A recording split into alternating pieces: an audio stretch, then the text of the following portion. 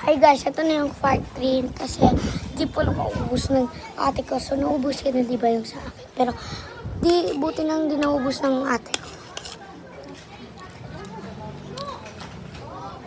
Yung kanina, ganyan-ganyan ako. Yon, di na naubos. Nung naka-yellow, makikita niyo lang yan. Ano kaya yung damit ko doon?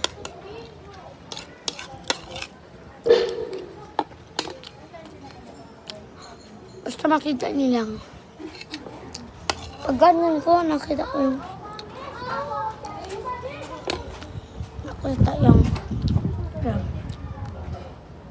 yung nag-oy. Yun. Yun na naubos. Grade 9 na. Madali lang, di ba? So guys, college na ako.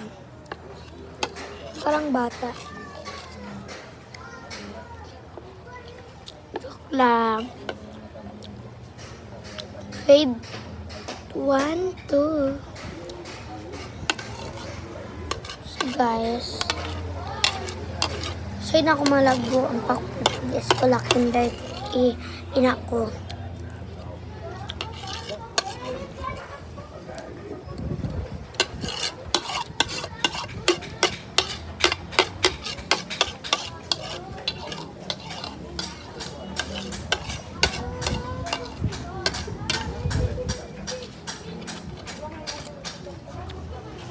Inggit lang kayo.